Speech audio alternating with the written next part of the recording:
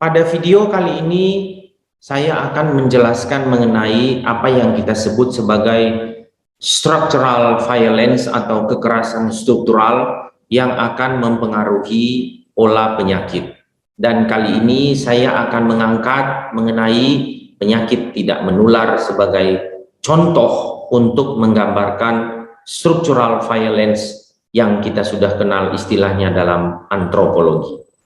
Tujuan pembelajaran pada hari ini adalah untuk menjelaskan dengan contoh mengenai masalah penyakit tidak menular, kemudian menjelaskan mengenai konteks yang lebih luas mengenai keberadaan penyakit tidak menular. Apa itu penyakit tidak menular? Penyakit tidak menular atau sering dikenal sebagai non-communicable disease adalah penyakit yang sekarang saat ini mengkhawatirkan karena 7 dari 10 kematian yang terjadi di seluruh dunia justru sekarang ini disebabkan oleh penyakit tidak menular. Dan 85% daripada kematian yang terjadi secara prematur dari kematian yang terjadi akibat penyakit tidak menular ini terjadi di negara-negara yang memiliki pendapatan rendah dan menengah. Mengapa disebut sebagai prematur non-communicable disease death? Karena sesungguhnya akibat penyakit ini menimbulkan orangnya mengalami kematian sebelum waktunya. Mereka yang menderita penyakit jantung misalnya, itu sekarang berusia makin muda, dan banyak yang memiliki penyakit stroke, meninggal di usia muda, di usia yang harusnya belum saatnya untuk meninggal dunia, maka disebut sebagai prematur. Nah, penyakit non-communicable disease ini adalah penyakit yang sesungguhnya tidak terjadi begitu saja, tapi mengalami waktu untuk berproses. Karena waktu untuk berproses cukup lama, maka seharusnya waktunya itu bisa dijadikan sebagai masa untuk mencegah penyakit tersebut. Kemudian yang kedua, faktanya adalah bahwa penyakit ini tidak terjadi hanya karena single faktor, tapi karena ada faktor genetik, benar, ada faktor fisiologi, ada faktor lingkungan, dan ada faktor perilaku. Dengan demikian maka kita bisa tahu bahwa ada hal yang dapat dicegah, ada hal yang tidak dapat dicegah. Penyakit tidak menular ini utamanya adalah penyakit yang berhubungan dengan penyakit jantung, berhubungan dengan penyakit pernapasan seperti asma dan gangguan pernapasan lain, serta penyakit yang berhubungan dengan kanker ataupun diabetes. Dan jumlah daripada kematian ini itu sampai mendekati 32 juta dalam waktu tertentu. Nah, setiap tahun berdasarkan data dari WHO, penyakit tidak menular ini membunuh 41 juta orang, dan itu hampir 3/4 dari kematian secara global. Nah, ini menyedihkan. Kenapa? Karena kematian ini pun terjadi pada mereka-mereka yang berusia masih sangat muda dan cukup produktif. Dan lagi-lagi WHO mengatakan, menekankan bahwa ini adalah kematian yang prematur, dan ini juga menyedihkan karena mereka yang harusnya bermanfaat, berguna bagi negaranya, bagi negara-negara yang masih low and middle income countries, sumber daya manusianya mati muda, itu menimbulkan sebuah kesedihan. Penyakit tidak menular mana yang paling besar dampaknya atau paling banyak menyebabkan kematian? Yaitu penyakit yang berhubungan dengan kardiovaskular, lalu disusul oleh kanker, lalu kemudian disusul oleh penyakit-penyakit berhubungan dengan pernapasan, dan kemudian diabetes. WHO juga mengatakan bahwa peningkatan penyakit tidak menular ini banyak disebabkan, nah ini poin pentingnya, banyak disebabkan oleh karena adanya penggunaan tembakau atau kebiasaan merokok, lalu kemudian physical inactivity, kemalasan dalam melakukan pergerakan tubuh, lalu kemudian konsumsi alkohol, lalu makanan yang tidak sehat. Semuanya berkontribusi untuk meningkatkan non-communicable disease. Lalu apa lagi sebenarnya yang bisa dilakukan untuk mencegah waktu yang lama itu merenggut nyawa seseorang? Ada sebuah hal yang sudah diketahui, yaitu deteksi dini. Jadi orangnya harus aktif untuk terus melakukan pemeriksaan kesehatannya, melakukan screening, dan mematuhi pengobatan yang telah diberikan oleh dokter atau petugas kesehatan. Dan di Indonesia, angka penyakit ini itu sangat besar dan mampu menyedot biaya penyelenggaraan BPJS sampai 1/4 dari klaim yang harus ditanggung oleh penyakit yang oleh Kementerian Kesehatan disebut sebagai penyakit katastrofik. Kenapa disebut sebagai katastrofik? Karena menyebabkan bencana, merobek kantong daripada pemerintah dan juga mereka yang mengalami penyakit tersebut. Umumnya juga paralel dengan profil di dunia, yaitu disebabkan oleh penyakit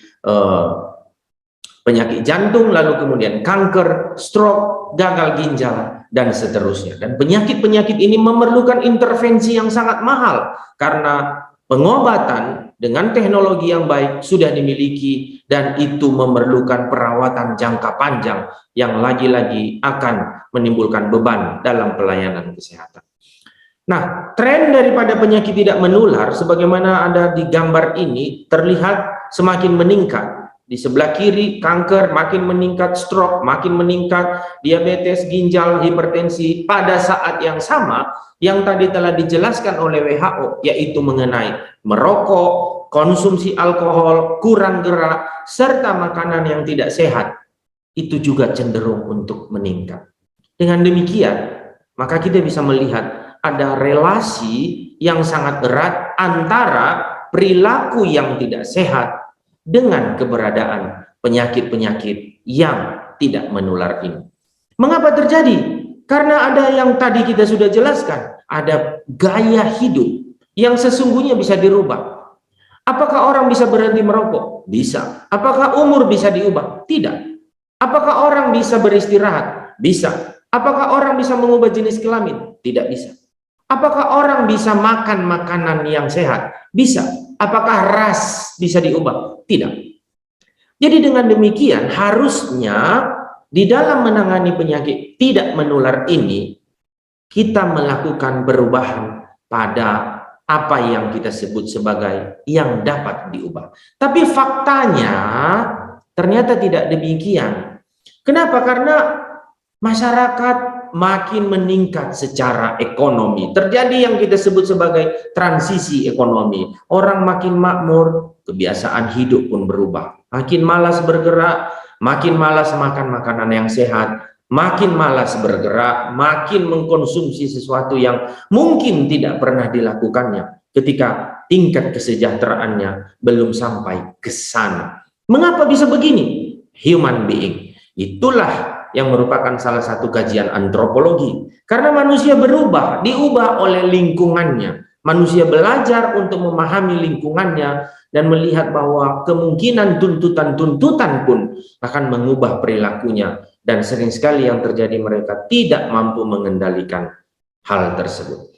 Salah satu contohnya adalah penyakit DM. Mari kita lihat di situ ada angka 2007, 2013, 2018 makin padat, makin meningkat. Nah, daerah-daerah yang makin berbahaya nampak di sana dan di Indonesia, angka penderita penyakit DM ini atau diabetes mellitus ini meningkat menjadi sekarang ini menjadi 2%, meningkat 2 kali lipat dibandingkan pada tahun 2007. Diestimasikan bahwa jumlah penderita DM di Indonesia ini akan mencapai angka yang sangat besar. Pada tahun 2030 angkanya mencapai 21,3 juta orang. Ini angka yang sangat besar. Dalam 30 tahun dibandingkan dengan 2000 terjadi lebih dari 3 kali lipat angka yang sebelumnya. Dan orang yang mengalami penyakit DM ini itu memiliki berbagai macam konsekuensi yang berhubungan dengan penyakit yang baik kardiovaskular, baik kanker, maupun dengan penyakit-penyakit lain. Jadi tidak hanya sekedar DM. Apa yang harusnya dilakukan oleh orang? Mereka harusnya melakukan screening, meningkatkan aktivitas fisik, mengurangi atau mengubah pola makan. Tapi sering sekali ini yang tidak terjadi. Lalu kemudian apa yang terjadi? Selain konsumsi gula yang cukup tinggi sebagai penyebab DM, kita juga melihat bagaimana konsumsi alkohol, merokok, konsumsi buah dan sayur itu juga makin buruk. Meningkat perilaku merokok, usia muda sekarang ini sudah meningkat menjadi 9,10%. Lalu kemudian usia alkohol juga makin meningkat di usia yang lebih dari 10 tahun. Lalu kemudian makanan yang disukai oleh masyarakat ini juga kebanyakan makanan-makanan fast food yang kandungan daripada gulanya itu sangat tinggi, yang memiliki indeks glikemik tinggi. Kentang goreng itu mudah didapatkan, sementara yang memiliki indeks glikemik rendah sering sekali kita tidak sukai. Itu pisang, nasi merah, kacang hijau, apple. Kenapa tidak menyukai indeks glikemik yang rendah? Persepsi. Sebagaimana dari video-video sebelumnya kita sudah saksikan. Lalu kemudian masyarakat kita juga tidak memiliki, ya ini adalah survei yang ditemukan oleh Kompas yang mengatakan, yang menunjukkan kepada kita bahwa sebagian besar masyarakat kita ini berada dalam kondisi yang memprihatinkan dalam hal kecukupan untuk mendapatkan konsumsi buah dan sayur. Lalu kemudian sebagaimana Kementerian Kesehatan telah menjelaskan mengenai isi piring seseorang yang terdiri dari komponen karbohidrat, sayuran, buah-buahan, lauk pauk, sering sekali itu tidak dilakukan oleh masyarakat, sehingga kemudian menyebabkan pola penyakit makin berubah, makin lebih banyak non-communicable disease. Ini adalah gambaran mengenai konsumsi daripada masyarakat, konsumsi buah dan sayur dari survei Kompas ini. Yang biru hanya 4,5%, yang lebih dari 5 porsi, bahkan yang tidak mengkonsumsi itu 10,7%. Dan siapakah mereka yang sering mengkonsumsi makanan yang tidak mengkonsumsi makanan dengan jumlah yang baik? Justru yang mengkonsumsinya adalah mereka yang berada pada kelompok usia yang produktif, yang seharusnya mencegah penyakit-penyakit tidak menular untuk datang. Kita kembali kepada konsep antropologi. Mengapa orang ingin untuk melakukan perubahan perilaku? Salah satu penjelasannya adalah bahwa mereka merasa bahwa mereka mempersepsikan diri mereka berbahaya. Mereka mempersepsikan diri mereka rentan untuk kena penyakit tertentu. Tapi kerentanan yang dipersepsikan ini sering sekali adalah konsep yang hanya pada level mikro. Kenapa? Karena kita tidak bisa melihat orang per orang apakah mereka mampu untuk melihat kerentanan mereka. Maka harusnya tuntutannya seperti apa? Diperlukan sebuah konsep yang lebih makro untuk menunjukkan kepada orang bahwa mereka harus berubah. Mereka harus makan makanan bergizi, mereka harus berolahraga, mereka harus berhenti minum alkohol, mereka harus melakukan tindakan-tindakan yang membuat mereka tidak terkena penyakit tidak menular. Oleh karena itu maka saya ingin memperkenalkan satu istilah baru yang disebut sebagai structural violence, yang merupakan judul daripada video kita ini. Apa itu? Structural violence adalah sebuah kekerasan secara struktural yang terjadi karena adanya penataan politik, penataan ekonomi, penataan pengendalian kesehatan, penataan kehidupan masyarakat, sehingga masyarakat itu mengalami kerentanan untuk mengalami penyakit tertentu. Penjelasannya seperti ini. Jika ada keluarga tidak memiliki akses untuk mendapatkan produk-produk yang membuat dia lebih sehat, itu disebut sebagai kultural, disebut sebagai struktural violence. Negara harusnya bertanggung jawab supaya setiap rumah tangga hidupnya sehat. Sistem kesehatan kita itu juga sering sekali bersifat pasif. Ketika orang sehat, tidak diberikan upaya supaya dia tetap sehat. Tapi ketika sakit, sektor kesehatan menunggu sehingga orang merasa bahwa hanya ketika sakitlah dia perlu untuk berkunjung ke pelayanan kesehatan. Mereka tidak mau melakukan screening, mereka tidak mau melakukan deteksi dini. Kenapa? Karena selama ini mungkin tidak pernah diajarkan bahwa untuk aktif itu adalah cara untuk mencegah kesehatan mereka. Demikian juga dari sudut pandang sosioekonomi. Konsumsi masyarakat, gerai makanan dibuka di mana-mana dengan menjual produk-produk makanan dengan indeks glikemik yang sangat tinggi. Makanan-makanan yang dengan kadar gula yang sangat tinggi melimpah di mana-mana di perkotaan atas nama perkembangan ekonomi. Itu juga struktural violence. Demikian juga dengan sistem transportasi. Kita tidak bisa berjalan kaki, kita tidak bisa mendapatkan layanan transportasi yang sehat, bebas daripada perokok. Karena pemerintah tidak menyediakan kebijakan untuk membuat masyarakat bisa menikmati layanan kesehatan, menikmati transportasi yang jauh lebih baik. Dan ini semuanya menjebak orang sehingga mereka akhirnya merasa tidak perlu berolahraga, tidak perlu mengatur konsumsi makanan. Ini semacam jebakan akibat adanya struktural violence.